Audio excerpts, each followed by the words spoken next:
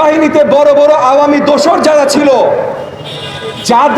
যারা শেখ হাসিনার পৃষ্ঠপোষকতায় এই পুলিশ বাহিনীকে হেলমেট বাহিনীতে পরিণত করেছিল, পুলিশ বাহিনীকে আওয়ামী ফ্যাসিস্টের বাহিনী বা বাহাত হিসেবে তৈরি করেছিল, ডিবি হারুন, বিপ্লব, এই যে যারা আছে, এসবির মনিরুল, এই যে যারা আছে, এদেরকে এখনো আইনের বিচারের আয়তায় আনা হয় নাই। আর এই শুধু 2-5 জন না, 500 থেকে 5000 আপনার অফিসারগণ ছিল যারা আওয়ামী ফ্যাসিস্টের বাহিনী পরিচালক হিসেবে দায়িত্বরত ছিল। 2-4-5 হাজারকে তো অ্যাটলিস্ট চাকরিচ্যুত করতে হবে। সেইগুলো কাদেরকে চাকরিচ্যুত করতে হবে, কিভাবে করতে হবে, এগুলো কোনো কিছুই বড়ভাবে আমাদের সামনে এখন পর্যন্ত আসে নাই।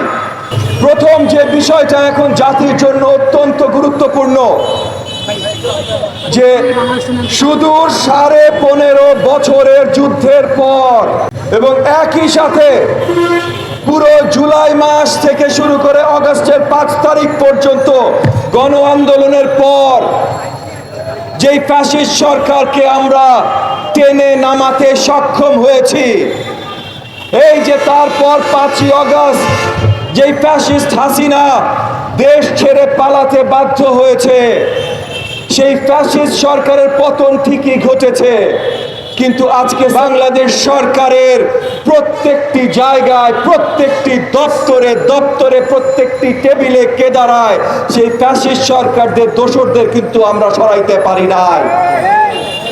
যতক্ষণ পর্যন্ত প্রত্যেকটা জায়গা থেকে এই ফ্যাসিস্ট সরকারের দোসরদের আমরা সরাতে সক্ষম না হব, ততক্ষণ পর্যন্ত এই বাংলাদেশের মাটিতে স্থিতিশীলতা, স্টেবল সরকার, গুড গভর্নেন্স আনতে আমরা সক্ষম হব না। এইটা করা এক রাতে সম্ভব না, এটা আমরা মানছি। 15.5 বছর ধরে প্রত্যেকটা দপ্তরে, প্রত্যেকটা টেবিলে হাসিনা খুদ ছাত্রলীগ, যুবলীগ বা তার জেলার পরিচয়ে, তার কাছে আনুগত্যের পরিচয়ে সবাইকে কেদারায় বসিয়েছে। এক রাতে এইটা শেষ করা যাবে না, এইটা প্রতিহত করা যাবে না, এইটা পুরা ছিন্ন বিচ্ছিন্ন করা যাবে না, কিন্তু এইটার পদ্ধতি তো শুরু করতে হবে। অন্তর্বর্তীকালীন সরকারকে অনেক তপস্যার পর, অনেক কষ্টের পর আমরা সবাই মিলে বসিয়েছি আগস্টের 8 তারিখে। তাদেরকে যে গুরু দায়িত্ব, যে মহা দায়িত্ব তাদেরকে রোপণ করা হয়েছে, সেই দায়িত্বটা আমরা সবাই মিলে দিয়েছি।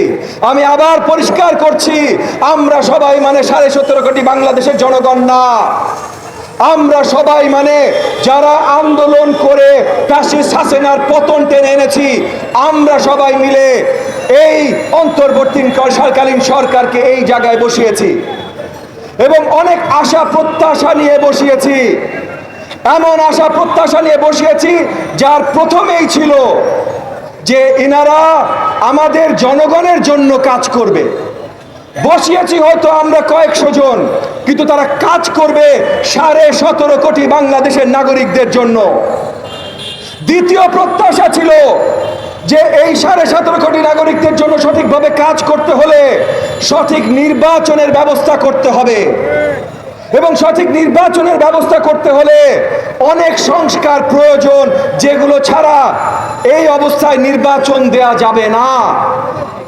তো ওনারা পরিষ্কার করবেন এই সংস্কারগুলো ওনারা কিভাবে করবেন এবং এই নির্বাচন কিভাবে দিবেন, এগুলোর কিছু গোলস বাস্তবায়ন কিভাবে করবেন, এই আলোচনাগুলো শুরু করা আমরা ওনাদের কাছ থেকে আশা রেখেছিলাম। কিন্তু আমরা দেখছি সরকারি স্টেবিলিটি আনবার জন্য যে কাজগুলো করা দরকার, সরকারের গুরুত্বপূর্ণ জায়গায় যেই জায়গাগুলোতে আওয়ামী দোসরদের সরানো দরকার, ওই জায়গাগুলোতে এখনো সরানো হয় নাই। সবচেয়ে আশঙ্কাজনক হলো আইন শৃঙ্খলা বাহিনী এখনো মাঠে নামে নাই। জায়গায় জায়গায় থানাগুলো ঠিকই থানায় লোক এসছে, কিন্তু থানা পুরোপুরি ভাবে কার্যকর হয়নি। পুলিশ বাহিনীর লক্ষাধিক কর্মকর্তা তারা এখনো সঠিকভাবে তাদের কর্মকাণ্ডে ফিরে আসেনি। ফিরে না আসার অনেকগুলো কারণ আছে। একটা বড় কারণ হলো পুলিশ বাহিনীর আমাদের ভাই বোনদের ভিতরে আস্থাহীনতা। জুলাই আগস্ট মাসে যেই ঘটনাগুলো ঘটে গেছে, তারপর তারাও জানে যে জনগণের আস্থা তাদের উপর থেকে সরে গেছে, এবং জনগণের আস্থা যদি তাদের উপর থেকে সরে যায় তাহলে তারা জনগণের রক্তচক্ষুর সামনে পড়তে চায় না। তাহলে অন্তর্বর্তীকালীন সরকার এবং আমাদের সবার দায়িত্ব আছে যে আমাদের পুলিশ বাহিনীদেরকে তাদের আত্মবিশ্বাস ফিরিয়ে দেওয়ার জায়গায় নিয়ে যাওয়া। এই যে তাদের আত্মবিশ্বাস ফিরিয়ে দেয়া, এই জায়গায় এখন পর্যন্ত কোনো বড় পদক্ষেপ আমরা দেখতে পাচ্ছি না। এইটা করা অত্যন্ত প্রয়োজন। একই সাথে পুলিশ বাহিনীতে বড় বড় আওয়ামী দোসর যারা ছিল, যারা শেখ হাসিনার পৃষ্ঠপোষকতায় এই পুলিশ বাহিনীকে হেলমেট বাহিনীতে পরিণত করেছিল, পুলিশ বাহিনীকে আওয়ামী ফ্যাসিস্টের বাহিনী বা বাহাত হিসেবে তৈরি করেছিল, ডিবি হারুন, বিপ্লব, এই যে যারা আছে, এসবির মনিরুল, এই যে যারা আছে, এদেরকে এখনো আইনের বিচারের আয়তায় আনা হয় নাই। আর এই শুধু 2-5 জন না, 500 থেকে 5000 আপনার অফিসারগণ ছিল যারা আওয়ামী ফ্যাসিস্টের বাহিনী পরিচালক হিসেবে দায়িত্বরত ছিল। 2-4-5 হাজারকে তো অ্যাটলিস্ট চাকরিচ্যুত করতে হবে।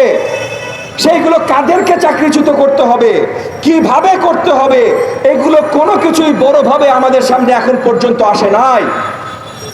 প্রত্যেকটি মিনিস্ট্রিতে যারা এখনো দায়িত্বরত আছে, এই ফ্যাসিস্ট সরকার তাদেরকে এই দায়িত্বগুলোতে বসিয়েছিল। আমরা মাত্র 1 জুম্মা আগে দেখলাম আমাদের জাতীয় জামে মসজিদ যেখানে যে বিতাড়িত মুফতি রুহুল আমিন খতিব ছিল, যে 5ই আগস্টের পরে নিজে পালিয়েছিল, কিন্তু তাকে চাকরি থেকে বহিষ্কার না করার কারণে সে গত জুম্মায় ফেরত এসে আবার নতুন তাণ্ডব চালালো।